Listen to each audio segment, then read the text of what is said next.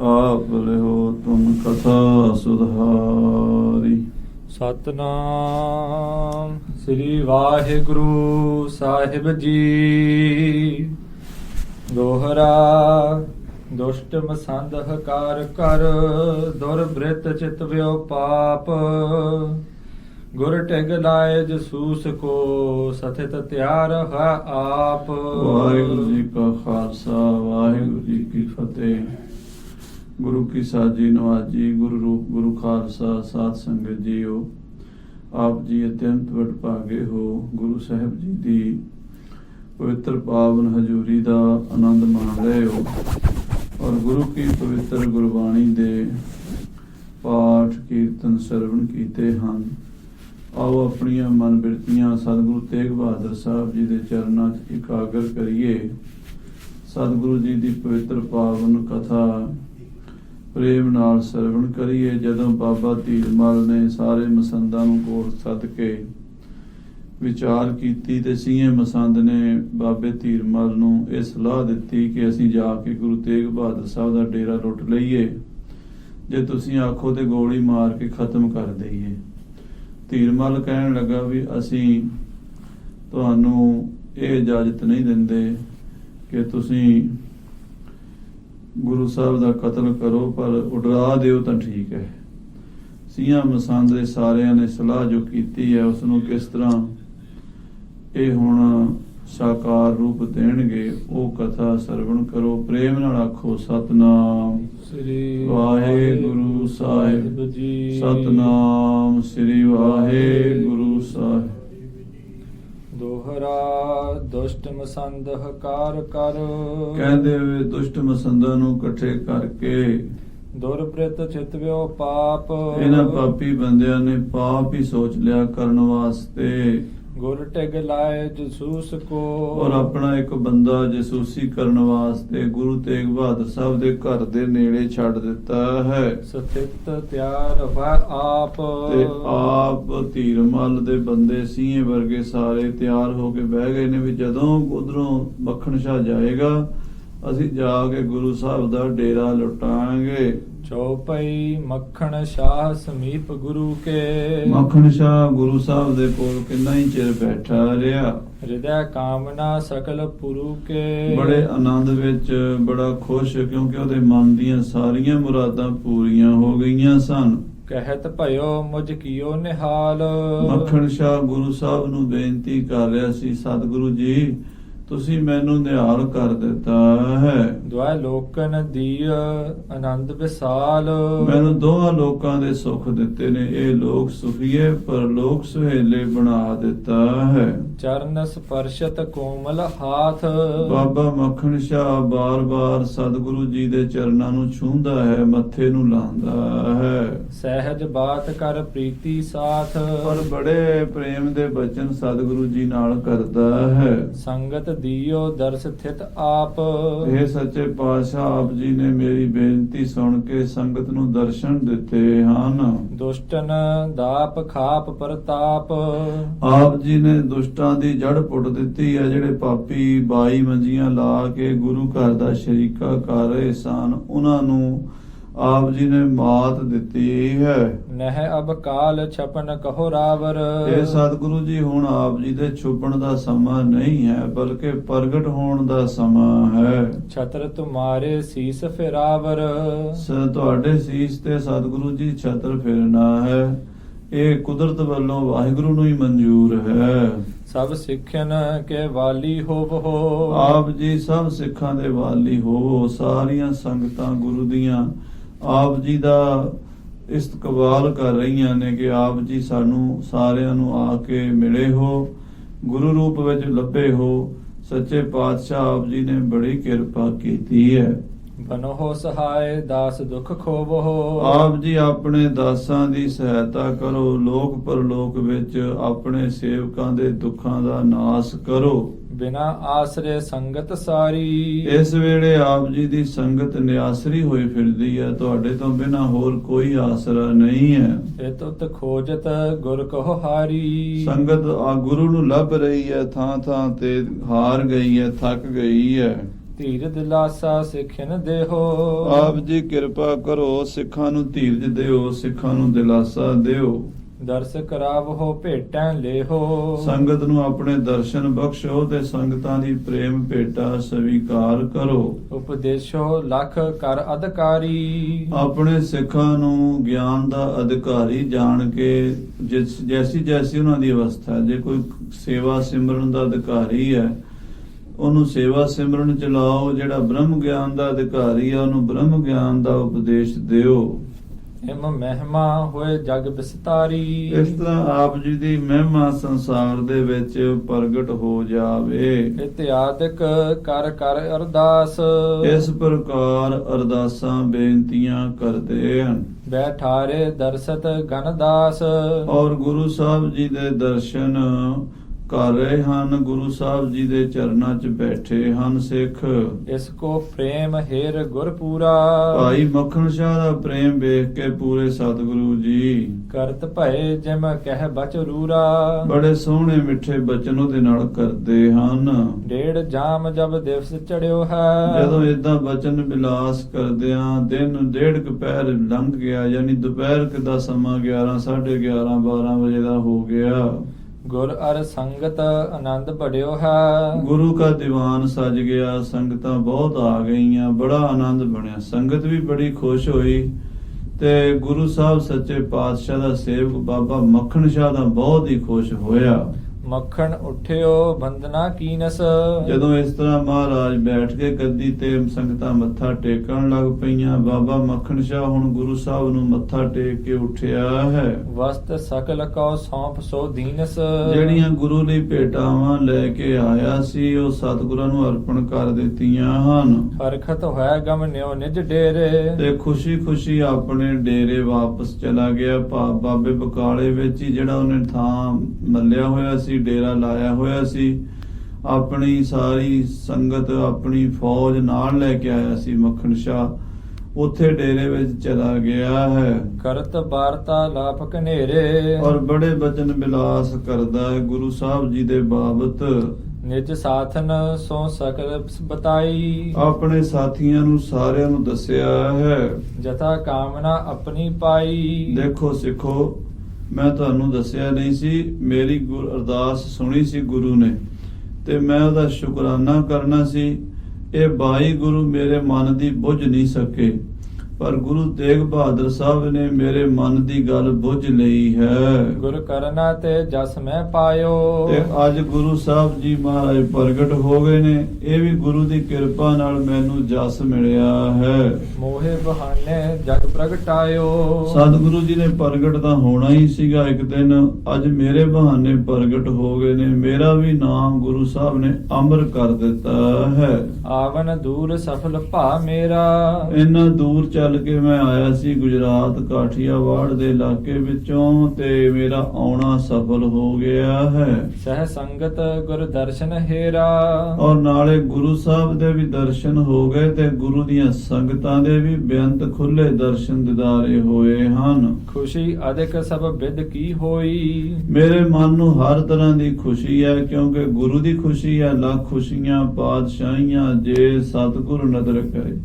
ਮਹਾਰਾਜ ਨੇ ਮੇਰੇ ਤੇ ਬੜੀ ਕਿਰਪਾ ਬਖਸ਼ਿਸ਼ ਰਹਿਮਤ ਕੀਤੀ ਹੈ, ਜੋ ਮੇਰੇ ਕਰਕੇ ਸਤਿਗੁਰੂ ਜੀ ਪ੍ਰਗਟ ਹੋ ਗਏ ਹਨ। ਨਿਜ ਸਮਾਨ ਮੈਂ ਲਖੋ ਨਾ ਕੋਈ। ਮੈਂ ਆਪਣੇ ਵਰਗਾ ਭਾਗਾਂ ਵਾਲਾ ਕਿਸੇ ਨੂੰ ਨਹੀਂ ਸਮਝਦਾ। ਮੈਂ ਸਮਝਦਾ ਮੇਰੇ ਕਰਮ ਚੰਗੇ ਹਨ, ਜਿਹੜਾ ਸਤਿਗੁਰੂ ਪਾਤਸ਼ਾਹ ਜੀ ਨੇ ਮੇਰਾ ਵਚਨ ਮੰਨ ਕੇ ਸੰਗਤਾਂ ਨੂੰ ਦਰਸ਼ਨ ਦਿੱਤੇ ਹਨ। ਕਹਿਤ ਪਰਸਪਰ ਡੇਰੇ ਆਇਓ। ਇਸ ਤਰ੍ਹਾਂ ਦੇ ਬਚਨ ਕਰਦਾ ਬੜਾ ਹੀ ਖੁਸ਼ ਬਾਬਾ ਮੱਖਣ ਸ਼ਾਹ ਆਪਣੇ ਡੇਰੇ ਆ ਪਹੁੰਚਿਆ। ਭੋਜਨ ਬੈਠ ਜਥਾ ਸੁਖ ਪਾਇਓ।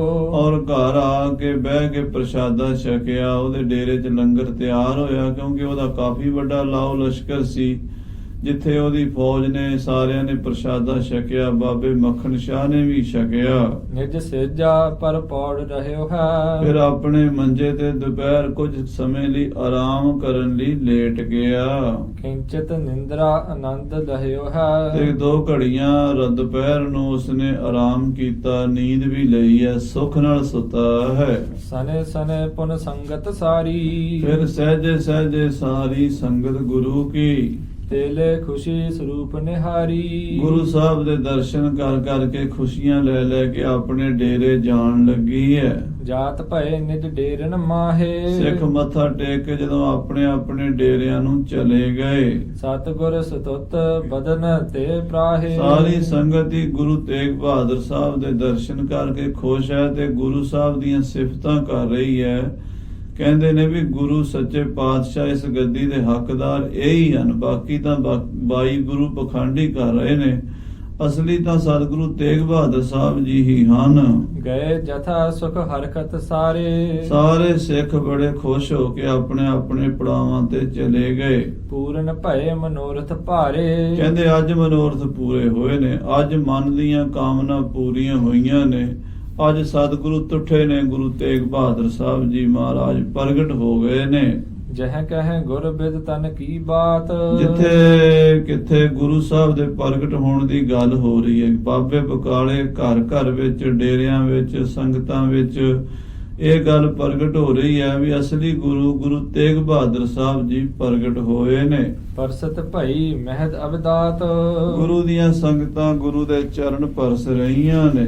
ਘਟੀ ਚਤਰ ਲਉ ਟਿਕ ਗੁਰ ਰਹੇ। 4 ਘੜੀਆਂ ਤੱਕ ਸਤਿਗੁਰੂ ਪਾਤਸ਼ਾਹ ਦੀਵਾਨ ਲਾ ਕੇ ਬੈਠੇ ਰਹੇ। ਮ੍ਰਿਦਲ ਸੇਜ ਪਰ ਨਿੰਦਰਾ ਲਹੇ। ਫਿਰ ਮਹਾਰਾਜ ਦੁਪਹਿਰ ਆਰਾਮ ਕਰਨ ਲਈ ਆਪਣੇ ਸੇਜਾਂ ਤੇ ਮੰਜੇ ਤੇ ਜਾ ਕੇ ਬਿਰਾਜ ਗਏ। ਬਾਹਰ ਉਠੇ ਸ੍ਰੀ ਗੁਰ ਭਗਵਾਨ। ਫਿਰ ਢਲੇ ਦੁਪਹਿਰੇ ਸਤਿਗੁਰੂ ਉੱਠੇ ਹਨ। ਕਹਿਓ ਤੁਰੰਗਨ ਕੋ ਅਬ ਆਨ। ਤੇ ਕਹਿਣ ਲੱਗੇ ਸਾਡੀ ਘੋੜੀ ਲੈ ਕੇ ਆਓ। ਥੋੜੀ ਜਿਹੀ ਬਾਹਰ ਦੀ ਸੈਰ ਕਰਨ ਜਾਇਆ ਕਰਦੇ ਸੀ। ਦੁਪਹਿਰੀ 3 ਵਜੇ ਮਹਾਰਾਜ ਘੋੜੀ ਤੇ ਬਹਿ ਕੇ ਕਦੀ ਬਾਹਰ ਦਰਿਆ ਬਿਆਸਾ ਵਾਲੇ ਪਾਸੇ ਨੂੰ ਖੁੱਲੀ ਥਾਂ ਤੇ ਹਵਾ ਖੋਰੀ ਕਰਨ ਲਈ ਚਲੇ ਜਾਂਦੇ ਸਨ। ਉੱਥੇ ਬਹਿ ਕੇ ਵੀ ਭਜਨ ਹੀ ਕਰਨਾ ਹੁੰਦਾ ਸੀ। ਸਤਿਗੁਰੂ ਆਪਣੀ ਘੋੜੀ ਮੰਗਵਾਈ ਹੈ। ਸੁਨਤ ਦਾਸ ਨੇ ਰੁਚਰ ਬਨਾਈ। ਕਹਿੰਦੇ ਸੇਵਾਦਾਰ ਨੇ ਫਟਾਫਟ ਘੋੜੀ ਤੇ ਕਾਠੀ ਪਾ ਦਿੱਤੀ ਹੈ। ਸਰਬ ਅੰਗ ਤੇ ਕੀ ਉਜਲਾਈ। ਘੋੜੀ ਬੜੀ ਸੁੰਦਰ ਸੀ, ਬੜੀ ਚੰਚਲ ਚਪਲ ਸਿਆਣੀ ਘੋੜੀ ਸੀ। ਰੁਚਰ ਜ਼ੀਨ ਕੋ ਪਾਵਨ ਕੀਨਸ। ਉਸ ਘੋੜੀ ਉੱਤੇ ਬੜੀ ਸੋਹਣੀ ਕਾਠੀ ਪਾਈ ਹੈ। ਘੋੜੀ ਕੱਸੀ ਹੈ ਕਵ ਕਾ ਲੈ ਕਰ ਮੁਖ ਮਹਿਦੀਨਸ। ਤੇ ਮੂੰਹ ਦੇ ਵਿੱਚ ਕੰਡਿਆਲਾ ਪਾ ਕੇ ਘੋੜੀ ਨੂੰ ਕੱਸ ਕੇ ਲੈ ਤੁਰੇ ਨੇ। ਡੋਰ ਸਾਥ ਬੰਧਨ ਕਰ ਲਿਆਵਾ। ਔਰ ਸਿੱਖ ਜਿਹੜਾ ਹੈ ਉਹ ਕਿਲੇ ਨਾਲੋਂ ਖੋਲ ਕੇ ਰੱਸਾ ਬਾਬਾ ਜੀ ਕੋਲ, ਸਤਿਗੁਰੂ ਤੇਗ ਬਹਾਦਰ ਸਾਹਿਬ ਜੀ ਕੋਲ ਲੈ ਆਇਆ ਹੈ। ਸ੍ਰੀ ਸਤਿਗੁਰ ਕੇ ਨਿਕਟ ਜਨਾਵਾ। ਸਤਿਗੁਰੂ ਜੀ ਨੂੰ ਘੋੜੀ ਕੱਸ ਕੇ ਦਿੱਤੀ ਤੇ ਬੇਨਤੀ ਕੀਤੀ ਹੈ। ਉਠੇ ਸੇਜ ਤਜ ਬਾਹਰ ਆਏ। ਮਹਾਰਾਜ ਘੋੜੀ ਆ ਗਈ। ਜਦੋਂ ਇਦਾਂ ਸਿੱਖ ਨੇ ਜਣਾਇਆ ਤਾਂ ਸਤਿਗੁਰੂ ਉੱਠ ਕੇ ਬਾਹਰ ਆਏ ਹਨ। ਚੰਬੀ ਬੜਵਾ ਨਿਕਟ ਅਨਾਏ। ਚੰਬੇ ਰੰਗ ਦੀ ਘੋੜੀ ਨੂੰ ਚੰਬੀ ਘੋੜੀ ਕਹਿੰਦੇ ਆ। ਚੰਬੀ ਘੋੜੀ ਤੇ ਸਤਿਗੁਰੂ ਜੀ ਬੈਠੇ ਹਨ। ਪਾਏ ਰਕਾਬ ਪਾਏ ਆਰੋਹੇ। ਤੇ ਪੈਰ ਪਾ ਕੇ ਰਕਾਬ ਦੇ ਵਿੱਚ ਪਲਾਕੀ ਮਾਰ ਕੇ ਘੋੜੀ ਤੇ ਬਿਰਾਜ ਗਏ ਹਨ। ਗਹਿ ਬਾਗਾ ਆਗਲ ਮਗ ਜੋਹੇ। ਤੇ ਅੱਗੇ ਸਿੱਖ ਨੇ ਬਾਗਾਂ ਫੜ ਲੀਆਂ ਤੇ ਸੇਵਾਦਾਰ ਘੋੜੀ ਲੈ ਕੇ ਤੁਰ ਪਿਆ।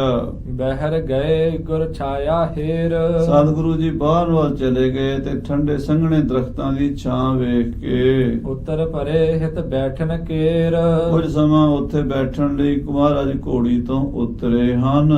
ਕਿਤਕ ਸਿੱਖ ਤਹ ਪਹੁੰਚੇ ਜਾਏ। ਕੁਝ ਸਿੱਖ ਵੀ ਉੱਥੇ ਜਾ ਪਹੁੰਚੇ ਹਨ। ਗੁਰੂ ਸਾਹਿਬ ਦੇ ਪਿੱਛੇ ਪਿੱਛੇ ਹੀ। ਅੱਗੇ ਤਾਂ ਸਤਿਗੁਰੂ ਇਕੱਲੇ ਹੀ ਜਾਂਦੇ ਸੀ, ਇਕੱਲੇ ਹੀ ਆ ਜਾਂਦੇ ਸਨ, ਪਰ ਅੱਜ ਗੱਦੀ ਤੇ ਵਿਰਾਜਮਾਨ ਜੋ ਹੋ ਗਏ ਹਨ, ਹੁਣ ਸਾਰੀਆਂ ਸੰਗਤਾਂ ਦਾ ਧਿਆਨ ਉਹਨਾਂ ਵੱਲ ਹੀ ਲੱਗਾ ਹੋਇਆ ਤੇ ਉਹ ਸਾਰੇ ਸਿੱਖ ਜਿਹੜੇ ਸਨ, ਕੁਝ ਪ੍ਰੇਮੀ ਪਿੱਛੇ ਪਿੱਛੇ ਉੱਥੇ ਬਾਹਰ ਖੁੱਲੇ ਥਾਂ ਤੇ ਆ ਗਏ। ਦਰਸ਼ਨ ਦਰਸ ਹੈ ਆਨੰਦ ਵਡਾਏ। ਉੱਥੇ ਮਹਾਰਾਜ ਨੂੰ ਆ ਮੱਥਾ ਟੇਕਿਆ, ਮਹਾਰਾਜ ਦੇ ਦਰਸ਼ਨ ਕੀਤੇ, ਬੜਾ ਆਨੰਦ ਬਣਿਆ ਹੈ। ਗੁਰ ਗਾਦੀ ਨਿਸ਼ਚੈ ਅਬ ਭਈ। ਹੁਣ ਸਿੱਖਾਂ ਨੂੰ ਨਿਸ਼ਚਾ ਹੋ ਗਿਆ ਵੀ ਗੁਰਤਾ ਗੱਦੀ ਦੇ ਮਾਲਕ ਇਹੀ ਸਤਿਗੁਰੂ ਨੌਵੇਂ ਪਾਤਸ਼ਾਹ ਜੀ ਹਨ। ਸਭਨ ਕੀ ਸੰਸੈ ਮਤ ਗਈ। ਸਾਰਿਆਂ ਦੇ ਮਨ ਵਿੱਚ ਜਿਹੜਾ ਸੰਸਾ ਪਿਆ ਹੋਇਆ ਸੀ, ਭਰਮ ਪਿਆ ਹੋਇਆ ਸੀ, ਉਹ ਦੂਰ ਹੋ ਗਿਆ ਹੈ।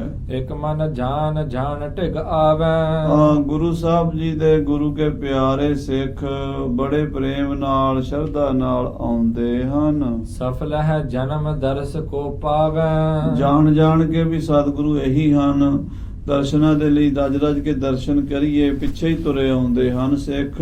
ਗ੍ਰਾਮ ਵਿਖੈ ਸਭ ਸੋਢਨ ਪਾਸ, ਜਿੱਥੇ ਜਾਏ ਬਹਿ ਮੇਰਾ ਸਤਿਗੁਰੂ, ਸੋ ਥਾਨ ਸੁਹਾਵਾ ਰਾਮ ਰਾਜੇ। ਸਤਿਗੁਰੂ ਪਾਤਸ਼ਾਹ ਜੀ ਨਗਰ ਦੇ ਵਿੱਚ ਜਿੰਨੇ ਵੀ ਸੋਢੀ ਸਨ ਉਹਨਾਂ ਦੇ ਕੋਲ ਜਹ ਕਹਿ ਭਾਖ ਹੈ ਗੁਰੂ ਪ੍ਰਕਾਸ਼।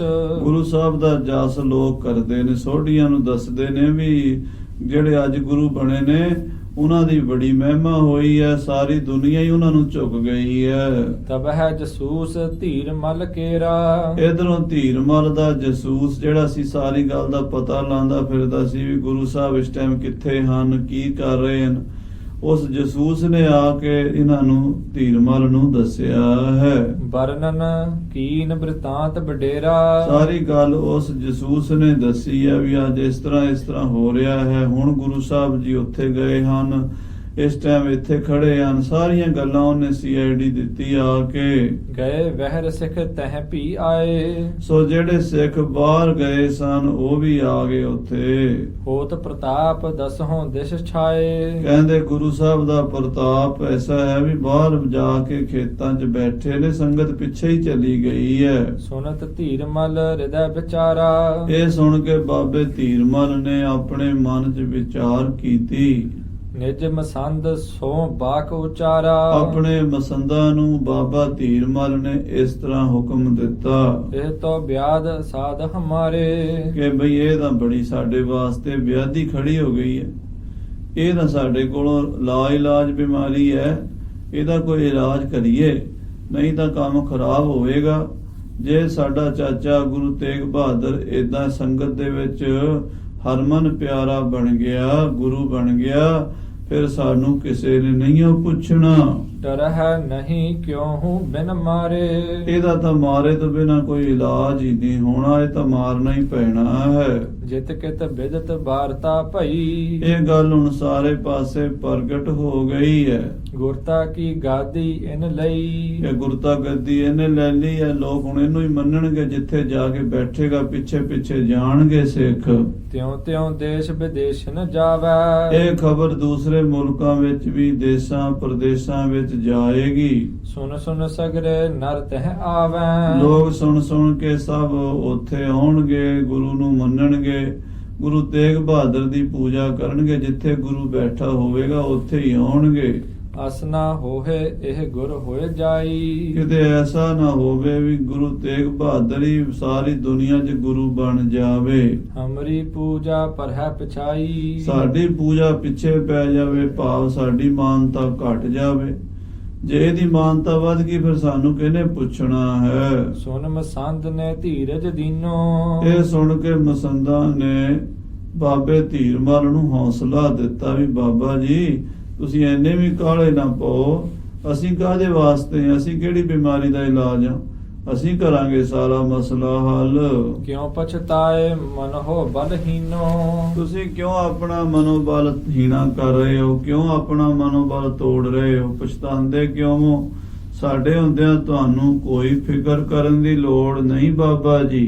ਮੈਂ ਜਸੂਸ ਰਾਖੇ ਤਹ ਲਾਏ, ਹਾਂ ਬਾਬਾ ਧੀਰ ਮਲ ਦੇ ਵੱਡੇ ਮਸੰਦ ਸਿੰਘੇ ਨੇ ਆਖਿਆ, ਕਹਿਣ ਲੱਗਾ ਬਾਬਾ ਜੀ ਮੈਂ ਆਪਣੇ ਜਸੂਸ ਉੱਥੇ ਛੱਡੇ ਹੋਏ ਨੇ, ਸੰਜ ਸਮੇਂ ਲੈ ਹੈ ਤਿਸ ਘਾਏ, ਅੱਜ ਸ਼ਾਮ ਨੂੰ ਆਪਾਂ ਤੇਗ ਬਹਾਦਰ ਦਾ ਕਤਲ ਕਰ ਦਿਆਂਗੇ, ਸਕਲ ਵਸਤ ਕੋ ਅਨ ਹੈ ਛੀਨ, ਤੇ ਸਾਰਾ ਕੁਝ ਖੋ ਕੇ ਲੈ ਆਵਾਂਗੇ ਉਹਦੇ ਡੇਰੇ ਵਿੱਚੋਂ। ਸੋ ਤੁਮ ਤੇ ਸਭ ਹੀ ਵਿਦਹੀਨ, ਉਹ ਤੇਗ ਬਹਾਦਰ ਭੋਲਾ ਭਾਲਾ ਬੰਦਾ ਹੈ, ਤੁਹਾਡੀ ਬਰਾਬਰੀ ਥੋੜਾ ਕਰ ਸਕਦਾ ਬਾਬਾ ਜੀ, ਤੁਸੀਂ ਫਿਕਰ ਹੀ ਨਾ ਕਰੋ, ਤੁਹਾਨੂੰ ਅਸੀਂ ਗੱਦੀ ਤੇ ਬਿਠਾਇਆ ਤੇ ਤੁਹਾਨੂੰ ਹੀ ਗੁਰੂ ਬਣਾਉਣਾ ਹੈ। ਤੁਸੀਂ ਉਸ ਆਪਣੇ ਚਾਚੇ ਵੱਲੋਂ ਮਨ ਦੇ ਵਿੱਚ ਕਿਸੇ ਤਰ੍ਹਾਂ ਦਾ ਵੀ ਕੋਈ ਮਲਾਲ ਨਾ ਲਿਆਓ। ਅਸ ਤੋ ਫਿਕਰ ਧਾਰ ਹਮ ਰਹਾ, ਏਦਾਂ ਦਾ ਫਿਕਰ ਸਾਨੂੰ ਕਰਨਾ ਚਾਹੀਦਾ, ਇਹ ਫਿਕਰ ਸਾਡੇ ਤੇ ਛੱਡ ਦਿਓ। ਭਲੋ ਆਪ ਕੋ ਜਿਮ ਹੋਏ ਚਾਹੈ, ਇਹ ਫਿਕਰ ਸਾਨੂੰ ਹਮੇਸ਼ਾ ਹੀ ਰਹਿੰਦਾ ਵੀ ਸਾਡੇ ਬਾਬਾ ਜੀ ਦੀ ਜੈ ਜੈਕਾਰ ਹੋਣੀ ਚਾਹੀਦੀ ਹੈ, ਬਾਬੇ ਧੀਰ ਮਲ ਦੀ।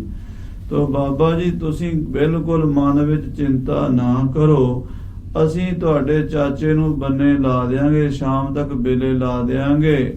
ਨਾਹੇ ਤਾਂ ਅਬ ਜਸੂਸ ਜੋ ਆਵਾ। ਨਹੀਂ ਤਾਂ ਹੁਣ ਜਿਹੜਾ ਜਸੂਸ ਆਇਆ ਹੈ ਹੁਣੇ ਹੁਣੇ, ਵਹਿਰ ਗਇਓ ਤਿਨ ਆਨ ਸੁਨਾਵਾ। ਉਸ ਨਵੇਂ ਜਸੂਸ ਨੇ ਨਵੀਂ ਖਬਰ ਦਿੱਤੀ ਹੈ ਵੀ ਗੁਰੂ ਤੇਗ ਬਹਾਦਰ ਸਾਹਿਬ ਹੁਣੇ ਹੁਣੇ ਘੋੜੀ ਤੇ ਚੜ੍ਹ ਕੇ ਪਿੰਡ ਤੋਂ ਬਾਹਰ ਸੈਰ ਕਰਨ ਗਏ ਹਨ। ਜੇ ਹਮਰੇ ਢਿਗ ਮਗ ਕੋ ਆਏ। ਜੇ ਕਿਤੇ ਸਾਡੀ ਗਲੀ ਵਿੱਚੋਂ ਲੰਘਿਆ, ਬ੍ਰਿੰਦ ਤੁਫੰਗੈ ਦੇ ਚਲਵਾਏ। ਆਪਾਂ ਬਹੁਤ ਸਾਰੀਆਂ ਬੰਦੂਕਾਂ ਕੱਸ ਕੇ ਰੱਖੀਆਂ ਹੋਈਆਂ ਨੇ, ਇੱਕੋ ਵਾਰੀ ਸਾਰੀਆਂ ਬੰਦੂਕਾਂ ਚਲਾ ਦਿਆਂਗੇ, ਕੋਈ ਗੋਲੀ ਤਾਂ ਉਹਨੂੰ ਲੱਗੇਗੀ। ਤੇ ਜਦੋਂ ਬੰਦੇ ਨੂੰ ਗੋਲੀ ਲੱਗ ਜੇ ਫਿਰ ਉਹਨੇ ਬਚਣਾ ਕੀ ਹੈ। ਆਪਾਂ ਇੱਕੋ ਵਾਰੀ ਸਾਰੀਆਂ ਬੰਦੂਕਾਂ ਅੱਜ ਚਲਾ ਦੇਣੀਆਂ ਨੇ। ਇੱਕ ਗੁਲਕਾ ਲਾਗੈ ਮਰ ਰਹਾ। ਉਹ ਇੱਕ ਗੋਲੀ ਦੀ ਮਾਰ ਹੈ। ਜਦੋਂ ਅਸੀਂ 5-7 ਬੰਦੂਕਾਂ ਇਕੱਠੀਆਂ ਚਲਾਵਾਂਗੇ, ਇੱਕ ਅੱਧੀ ਗੋਲੀ ਵੀ ਲੱਗ ਗਈ ਤੇ ਮਰ ਜਾਏਗਾ। ਬਹੁਤ ਲਗੇ ਕਿਉਂ ਜੀਵਨ ਲਹਾ। ਬੰਦੇ ਨੂੰ ਇੱਕ ਗੋਲੀ ਟਿਕਾਣੇ ਤੇ ਲੱਗੀ ਨਹੀਂ ਜੀਣ ਦਿੰਦੀ। ਜੇ ਅਸੀਂ 8-10 ਗੋਲੀਆਂ ਇਕੱਠੀਆਂ ਮਾਰਤੀਆਂ ਫਿਰ ਕਿੱਥੇ ਜੀਏਗਾ। ਹਿਮ ਕਹਿ ਤਿਆਰ ਸੁਭਟ ਕੁਛ ਕਰੇ।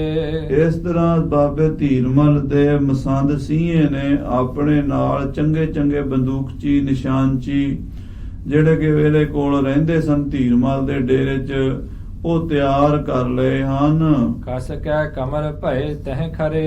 ਇਹ ਸਾਰੇ ਹੀ ਕਮਰ ਕਸਾ ਕਰਕੇ ਆਪਣੀਆਂ ਆਪਣੀਆਂ ਬੰਦੂਕਾਂ ਲੈ ਕੇ ਕੰਧ ਦੇ ਓਟੇ 'ਚ ਖੜ ਗਏ ਹਨ। ਜਬ ਆਵ ਹੈ ਇਤ ਦਿਸ਼ ਦੇਹੁ ਦੇਖ। ਬਾਬਾ ਧੀਰਮਲ ਦੇ ਬੰਦੇ ਖੜੇ ਨੇ। ਸੀਆ ਕਹਿੰਦਾ ਜਦੋਂ ਇੱਥੋਂ ਘੋੜੀ ਤੇ ਲੰਘਣਗੇ, ਹਤ ਹੋਤ ਮੰਗੈ ਮਿਲਹੁ ਅਸ਼ੇਖ। ਕਹਿੰਦੇ ਉਸ ਵੇਲੇ ਲਗਾਤਾਰ ਇੱਕੋ ਵਾਰੀ ਗੋਲੀਆਂ ਦੀ ਤੁਸੀਂ ਬਾਛੜ ਕਰ ਦੇਣੀ ਹੈ, ਗੋਲੀਆਂ ਮਾਰ ਕੇ ਉਹਨਾਂ ਨੂੰ ਮਾਰ ਦੇਣਾ ਹੈ। ਤਾਕ ਨਿਸ਼ਾਨੋ ਹਨਹੁ ਬਨਾਏ। ਕਹਿੰਦੇ ਨਿਸ਼ਾਨਾ ਤੱਕ ਕੇ ਮਾਰਿਆ ਜੇ ਤਾਂ ਕਿ ਗੁਰੂ ਤੇਗ ਬਹਾਦਰ ਬਚ ਨਾ ਜਾਵੇ। ਅੱਜ ਉਹਨੂੰ ਜਿਉਂਦਾ ਨਹੀਂ ਆਪਾਂ ਛੱਡਣਾ। ਨਹਿ ਜੀਵਤ ਜਿਮ ਘਰ ਕੋ ਜਾਏ। ਜਿਉਂਦਾ ਘਰ ਨਹੀਂ ਜਾਣ ਦੇਣਾ। ਇਹ ਤੁਸੀਂ ਅੱਜ ਪੱਕਾ ਇਰਾਦਾ ਬਣਾ ਲਓ ਤੇ ਬੰਦੂਕਾਂ ਟਿਕਾ ਕੇ ਨਿਸ਼ਾਨੇ ਤੇ ਹੀ ਮਾਰਿਆ ਜੇ ਗੋਲੀਆਂ ਸਾਰੇ ਬੰਦੇ। ਦੁਸ਼ਟ ਮਸੰਦ ਸੋ ਬਿਦ ਕਰ ਐਸੇ। ਸੋ ਸਾਧ ਸੰਗਤ ਜੀ, ਦੁਸ਼ਟ ਮਸੰਦਾਂ ਨੇ ਏਦਾਂ ਸਲਾਹ ਕਰ ਲਈ। ਧੀਰ ਮੱਲ ਕੇ ਢਿਗ ਹੋਏ ਬੈਸੇ। ਤੇ ਬੰਦੂਕਾਂ ਤਿਆਰ ਕਰਕੇ ਐਨ ਭਰ ਕੇ ਬੰਦੂਕਾਂ ਕੱਸ ਕੇ ਤੇ ਧੀਰਮਲ ਦੇ ਕੋਲ ਬੈਠ ਗਏ। ਕਹਿਤ ਭਇਓ ਮੈਂ ਸੁਣੀ ਦੁਪਹਿਰੇ। ਤੇ ਮਸੰਦ ਕਹਿਣ ਲੱਗਾ ਮੈਂ ਸੁਣਿਆ ਸੀ ਦੁਪਹਿਰ ਵੇਲੇ ਨਿੰਦਰਾ ਬਸ ਪ੍ਰਿਅੰਕ ਪਰ ਠਹਿਰੇ। ਤੇ ਗੁਰੂ ਤੇਗ ਬਹਾਦਰ ਸਾਹਿਬ ਕੁਝ ਸਮਾਂ ਆਰਾਮ ਕੀਤਾ ਹੈ ਮੰਜੇ ਤੇ ਲੇਟ ਕੇ ਦੁਪਹਿਰ ਨੂੰ। ਗਇਓ ਨਾ ਮੈਂ ਤਬ ਕੀਨ ਵਿਚਾਰ। ਤੇ ਕਹਿੰਦੇ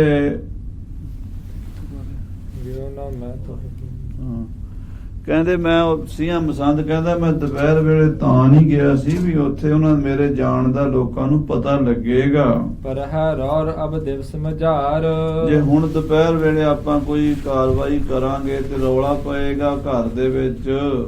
ਕੋ ਜਾਣੈ ਕੋ ਕਿਆ ਹੋ ਜਾਏ। ਫਿਰ ਜੇ ਇਦਾਂ ਲੜਾਈ ਹੋ ਜਾਂਦੀ ਕੁਛ ਦਾ ਕੁਛ ਹੋ ਜਾਣਾ ਸੀ। ਕਾਂਤੇ ਸਮੈ ਸੋ ਲੀਨ ਬਚਾਏ। ਉਹ ਟਾਈਮ ਬਚਾ ਲਿਆ ਹੈ ਪਰ ਹੁਣ ਨਹੀਂ ਆਪਾਂ ਛੱਡਾਂਗੇ।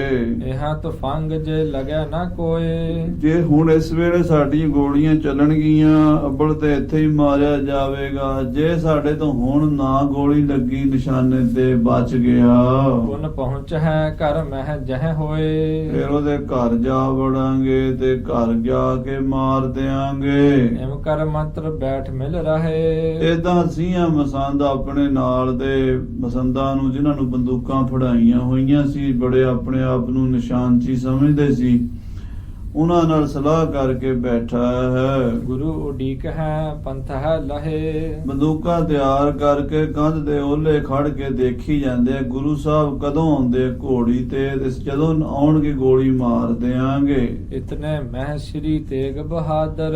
ਇੰਨੇ ਨੂੰ ਸ੍ਰੀ ਗੁਰੂ ਤੇਗ ਬਹਾਦਰ ਸਾਹਿਬ ਜੀ ਮਹਾਰਾਜ 9ਵੇਂ ਪਾਤਸ਼ਾਹ ਜੀ ਬੜਵਾ ਪਰ ਓੜੇ ਸਿਰ ਚਾਦਰ। ਮਹਾਰਾਜ ਘੋੜੀ ਤੇ ਬੈਠੇ ਨੇ ਤੇ ਸਿਰ ਤੇ ਚਾਦਰ ਦਾ ਮੁੰਡਾਸਾ ਮਾਰਿਆ ਹੋਇਆ ਹੈ। ਚਾਦਰ ਦੀ ਝੁੰਮ ਜੀ ਮਾਰ ਲਈ ਹੈ ਨਾ, ਉਹਨੂੰ ਕਹਿੰਦੇ ਆ ਵੀ ਮੁੰਡਾਸਾ ਮਾਰ ਲੈਣਾ। ਕਈ ਵਾਰੀ ਸਿਰ ਦੇ ਉੱਤੋਂ ਦੀ ਵਲ ਕੇ ਦੋਹਰਾ ਕਰਕੇ ਤੇ ਮੋਢੇ ਤੇ ਸੁੱਟ ਲੈਂਦੇ। ਮਹਾਰਾਜ ਆਪਣੀ ਮੌਜ 'ਚ ਏਦਾਂ ਮਸਤਾਨੇ ਦੀਵਾਨੇ ਬਣ ਕੇ ਰਹਿੰਦੇ ਸੀ। ਘੋੜੀ ਤੇ ਬੈਠੇ ਵਾਪਸ ਆ ਰਹੇ ਨੇ ਤੇ ਚਾਦਰ ਦਾ ਮੁੰਡਾਸਾ ਮਾਰਿਆ ਹੋਇਆ, ਝੁੰਮ ਮਾਰਿਆ ਹੋਇਆ ਹੈ। ਸਹਿਜ ਸੁਭਾਇਕ ਆਵਨ ਕਰਹੀ। ਸਹਿਜ ਸੁਭਾਅ ਸਤਿਗੁਰੂ ਆਪਣੀ ਮਸਤੀ ਜਾ ਰਹੇ ਨੇ। ਹਾਥ ਬਿਖੈ ਬਾਗਾਨ ਉਲਰਹੀ। ਹੱਥ ਵਿੱਚ ਘੋੜੀ ਦੀਆਂ ਵਾਗਾਂ ਨੇ, ਕਦੀ ਕਦੀ ਉਲਾਰਦੇ ਨੇ। ਤੇਜ ਤਰੰਗਨ ਹੋਤ ਥੰਬਾਵਤ। ਘੋੜੀ ਤੇਜ਼ ਜਾਂਦੀ ਹੈ ਤਾਂ ਉਹਨੂੰ ਮਾਰੇ ਰੋਕ ਰੋਕ ਕੇ ਚਲਾਉਂਦੇ ਨੇ। ਘੋੜੀ ਬੜੀ ਚੰਚਲ ਹੈ। ਦੇ ਦੇ ਧੀਰਜ ਪੰਥ ਚਲਾਵਤ। ਉਹਨੂੰ ਧੀਰਜ ਦੇ ਕੇ ਹੌਲੇ ਹੌਲੇ ਚਲਾ ਰਹੇ ਨੇ ਸਤਿਗੁਰੂ ਜੀ। ਸੂਖਮ ਇੱਕ ਕਰ ਬਿਖੈ ਰੁਮਾਲ। ਇੱਕ ਹੱਥ ਵਿੱਚ ਬੜਾ ਹੀ ਸੋਹਣਾ ਰੁਮਾਲ ਸੁੰਦਰ ਸੂਖਸ਼ਮ ਹੈ। ਮੰਦ ਮੰਦ ਗਮਨਤ ਸੁਖ ਚਾਲ। ਤੇ ਇਹ ਤਾਂ ਘੋੜੀ ਤੇ ਬੈਠੇ ਮੰਦ ਮੰਦ ਹੌਲੇ ਹੌਲੇ ਆਪਣੇ ਘਰ ਵੱਲ ਜਾ ਰਹੇ ਨੇ। ਜਬ ਹੈ ਗ੍ਰਾਮ ਪ੍ਰਵੇਸ਼ੇ ਗੁਰ ਆਏ। ਜਦੋਂ ਬਾਬੇ ਬਕਾਲੇ ਪਿੰਡ ਦੀ ਜੂਹ ਜਾ ਵੜੇ ਮਹਾਰਾਜ ਸਤਿਗੁਰੂ ਤੇਗ ਬਹਾਦਰ ਸਾਹਿਬ ਜੀ। ਛੁਟੀ ਤਫੰਗੈ ਸ਼ਬਦ ਉਠਾਏ। ਇੱਕਦਮ ਮਸੀਹੇ ਮਸੰਦ ਦੇ ਬੰਦਿਆਂ ਨੇ ਫਾਇਰਿੰਗ ਖੋਲ ਦਿੱਤੀ। ਕਾੜ ਕਾੜ ਕਰਦੀਆਂ ਗੋਲੀਆਂ ਸਤਿਗੁਰਾਂ ਵੱਲ ਚਲਾ ਦਿੱਤੀਆਂ। ਤੁਪਕ ਤੜਾਕ ਅਚਾਨਕ ਸੁਣ ਕੇ। ਕਾੜ ਕਾੜ ਕਰਦੀਆਂ ਇੱਕਦਮ ਅਚਾਨਕ ਗੋਲੀਆਂ ਚੱਲੀਆਂ ਪਿੰਡ ਦੇ ਵਿੱਚ। ਤੇਜ ਤਰੰਗਨ ਭੀ ਡਰ ਗੁਣ ਤੇ ਕੈ। ਘੋੜੀ ਜਿਹੜੀ ਹੈ ਨਾ ਉਹ ਖੜਾਕ ਦੇ ਨਾਲ ਡਰ ਕੇ ਤੇਜ਼ ਹੋ ਗਈ। ਤਬ ਸ੍ਰੀ ਸਤਿਗੁਰ ਬਾਗ ਉਠਾਈ। ਸਤਿਗੁਰੂ ਜੀ ਨੇ ਆਪਣੀ ਘੋੜੀ ਦੀ ਬਾਗ ਚੁੱਕੀ ਹੈ। ਦੇਖਤ ਤਿਸ ਦਿਸ ਗਿਰਾ ਅਲਾਈ। ਤੇ ਜਿੱਧਰੋਂ ਗੋਲੀਆਂ ਆ ਰਹੀਆਂ ਸਨ ਉਧਰ ਵੇਖ ਕੇ ਸਤਿਗੁਰੂ ਉੱਚੀ ਆਵਾਜ਼ ਵਿੱਚ ਬੋਲੇ ਹਨ। ਦੋਹਰਾ ਭਲੇ ਤੀਰ ਮਲ ਭਲੇ ਜੀ। ਮਹਾਰਾਜ ਨੇ ਜਾ ਕੇ ਨਾ ਧੀਰਮਲ ਦੇ ਬੂਹੇ ਤੇ ਘੋੜੀ ਹੌਲੇ ਕਰ ਲਈ। ਉਧਰੋਂ ਹੀ ਗੋਲੀਆਂ ਆ ਰਹੀਆਂ ਨੇ, ਉਧਰ ਹੀ ਚਲੇ ਗਏ ਸਤਿਗੁਰੂ ਬੇਪਰਵਾਹ। ਤੇ ਜਾ ਕੇ ਕਹਿੰਦੇ ਸ਼ਾਬਾਸ਼ ਧੀਰਮਲ ਸ਼ਾਬਾਸ਼, ਭਲੇ ਧੀਰਮਲ ਭਲੇ ਜੀ। ਸੱਚੇ ਪਾਤਸ਼ਾਹ ਕਹਿੰਦੇ ਵੀ ਚੰਗਾ ਕੰਮ ਕਰ ਰਿਹਾ, ਬੜਾ ਸਿਆਣਾ ਕੰਮ ਕਰ ਰਿਹਾ ਤੂੰ। ਆਪਣੇ ਪਿਓ ਦੇ ਉੱਤੇ ਚਾਚੇ ਦੇ ਉੱਤੇ ਗੋਲੀ ਚਲਾ ਰਿਹਾ ਹੈ। ਭਲੇ ਧੀਰ ਮਲ ਧੀਰ। ਕਹਿੰਦੇ ਭਲੇ ਧੀਰਮਲ ਭਲੇ ਜੀ, ਭਲੇ ਧੀਰਮਲ ਧੀਰ, ਚੰਗੀ ਧੀਰਜ ਰੱਖੀ ਹੈ। ਬੜੇ ਧੀਰਵਾਨ ਧੀਰਜਵਾਨ ਹੋ ਤੁਸੀਂ। ਇੰਨਾ ਹੌਸਲਾ ਤੁਹਾਡਾ ਵੀ ਇੱਕ ਦਿਨ ਵੀ ਨਹੀਂ ਬਰਦਾਸ਼ਤ ਹੋਇਆ ਤੇ ਆਪਣੇ ਪਿਤਾ ਸਮਾਨ ਚਾਚੇ ਦੇ ਗੋਲੀ ਚਲਾ ਦਿੱਤੀ ਹੈ। ਬਹੁਤ ਬਾਰ ਬੋਲੇ ਬਦਨ। ਇਸ ਤਰ੍ਹਾਂ ਇੱਕ ਵਾਰੀ ਨਹੀਂ ਸਤਿਗੁਰੂ ਕਈ ਵਾਰ ਉੱਚੀ ਉੱਚੀ ਬੋਲੇ ਸ਼ਾਬਾਸ਼ ਚੰਗਾ ਕੰਮ ਕੀਤਾ, ਭਲੇ ਧੀਰਮਲ ਭਲੇ ਜੀ। ਕਿਉਂਕਿ ਭਤੀਜਾ ਸੀ ਮਹਾਰਾਜ ਦਾ, ਗੋਦੀ 'ਚ ਖੜਾਇਆ ਸੀ ਗੁਰੂ ਤੇਗ ਬਹਾਦਰ ਸਾਹਿਬ ਨੇ ਛੋਟਾ ਜਿਹਾ। ਗੁਰੂ ਮਹਾਰਾਜ ਸੱਚੇ ਪਾਤਸ਼ਾਹ ਗੁਰੂ ਤੇਗ ਬਹਾਦਰ ਸਾਹਿਬ ਦੇ ਵੱਡੇ ਭਰਾ ਬਾਬਾ ਗੁਰਦਿੱਤਾ ਜੀ ਦਾ ਪੁੱਤਰ ਸੀਗਾ, ਵੱਡਾ ਪੁੱਤਰ ਸੀ, ਵੱਡਾ ਭਤੀਜਾ ਸੀ ਸਤਿਗੁਰਾਂ ਦਾ। ਤੇ ਚਾਚੇ ਦੇ ਗੋਲੀਆਂ ਚਲਾ ਰਿਹਾ। ਮਹਾਰਾਜ ਕਹਿੰਦੇ ਭਲੇ ਧੀਰਮਲ ਭਲੇ ਜੀ, ਪਰ ਚੰਗੀ ਧੀਰਜ ਰੱਖੀ ਆ, ਧੀਰਜ ਵਾਲਾ ਕੰਮ ਹੈ। ਹਾਂਜੀ। ਸ੍ਰੀ ਪ੍ਰਭ ਗੁਣੀ ਗਹੀਰ। ਗੁਣਾਂ ਦੇ ਸਾਗਰ ਗਹਿਰ ਗੰਭੀਰ ਸਤਿਗੁਰੂ ਤੇਗ ਬਹਾਦਰ ਸਾਹਿਬ ਜੀ ਚਲਦੀ ਗੋਲੀ ਵਿੱਚ ਨਿਡਰ ਬੇਖੌਫ ਘੋੜੀ ਲੈ ਕੇ ਉਧਰ ਹੀ ਜਾ ਖਲੋਤੇ ਜਿੱਧਰੋਂ ਗੋਲੀਆਂ ਆ ਰਹੀਆਂ ਸਨ। ਹਾਂਜੀ। ਚੌਪਈ ਮੰਦ ਦੁਰਾਏ ਤੁਰੰਗਨ ਚੱਲੇ। ਤੇ ਮਹਾਰਾਜ ਸੱਚੇ ਪਾਤਸ਼ਾਹ ਫਿਰ ਘੋੜੀ ਨੂੰ ਥੋੜਾ ਥੋੜਾ ਚਲਾ ਕੇ ਤੁਰ ਪਏ। ਬੋਲਤ ਭਲੇ ਧੀਰਮਲ ਭਲੇ। ਤੇ ਉੱਚੀ ਉੱਚੀ ਗਲੀ 'ਚ ਕਹੀ ਜਾਂਦੇ ਸ਼ਾਬਾਸ਼ ਧੀਰਮਲ ਸ਼ਾਬਾਸ਼ ਭਲੇ, ਆਹ ਕੰਮ ਕਰਨੇ ਸੀ ਤੂੰ। ਇਹਦੀ ਕਸਰ ਰਹਿੰਦੀ ਸੀ, ਹੁਣ ਗੋਲੀਆਂ ਦੀ ਕਸਰ ਰਹਿੰਦੀ ਸੀ ਜਿਹੜੀ ਤੂੰ ਅੱਜ ਪੂਰੀ ਕਰ ਲਈ ਹੈ। ਆਪਣੇ ਸਦਨ ਪ੍ਰਵੇਸ਼ੇ ਜਾਏ। ਏਦਾਂ ਬੇਪਰਵਾਹ ਸਤਿਗੁਰੂ ਜੀ ਘੋੜੀ ਲੈ ਕੇ ਤੇ ਆਪਣੇ ਘਰ ਆ ਗਏ। ਉੱਤਰ ਸੇਜ ਪਰ ਰਹੇ ਸੁਹਾਏ। ਤੇ ਬੜੇ ਆਰਾਮ ਨਾਲ ਘੋੜੀ ਦੇ ਉਤਰ ਕੇ ਆਪਣੇ ਮੰਚੇ ਤੇ ਬੈਠ ਗਏ। ਕੋਈ ਮਨ ਵਿੱਚ ਮਲਾਲ ਹੀ ਨਹੀਂ ਆਇਆ, ਕੋਈ ਡਰ ਹੀ ਨਹੀਂ, ਕੋਈ ਖੌਫ ਹੀ ਨਹੀਂ, ਕੋਈ ਚਿੰਤਾ ਹੀ ਨਹੀਂ। ਪੈ ਕਾਹੂ ਕੋ ਦੇਤ ਨਹਿ ਪੈ ਮਾਨ ਧਿਆਨ। ਐਸੇ ਮਹਾਰਾਜ ਨੌਵੇਂ ਪਾਤਸ਼ਾਹ ਸਤਿਗੁਰੂ ਤੇਗ ਬਹਾਦਰ ਹਿੰਦ ਦੀ ਚਾਦਰ ਗੱਦੀ ਤੇ ਬੈਠੇ ਤੇ ਉਹਨਾਂ ਦੇ ਸਾਧ ਸੰਗਤ ਜੀ ਗੋਲੀਆਂ ਚੱਲਣੀਆਂ ਸ਼ੁਰੂ ਹੋਈਆਂ। ਅਖੀਰ ਮਹਾਰਾਜ ਸੱਚੇ ਪਾਤਸ਼ਾਹ ਜੀ ਦੀ ਮਹਿਮਾ ਤਾਂ ਸਾਰੇ ਸੰਸਾਰ ਤੇ ਪਸਰਨੀ ਹੀ ਸੀ। ਤੇ ਸਤਿਗੁਰੂ ਪਾਤਸ਼ਾਹ ਜੀ ਕਿੱਦਾਂ ਪ੍ਰਗਟ ਹੋਏ। ਧੀਰਮਲ ਦੇ ਬੰਦੇ ਫੇਰ ਬਾਜ ਨਹੀਂ ਆਉਣਗੇ, ਗੁਰੂ ਸਾਹਿਬ ਦੇ ਘਰ ਜਾ ਕੇ ਫੇਰ ਗੋਲੀ ਚਲਾਉਣਗੇ। ਉਹ ਕਥਾ ਆਪਾਂ ਅੱਗੇ ਸਰਵਣ ਕਰਾਂਗੇ।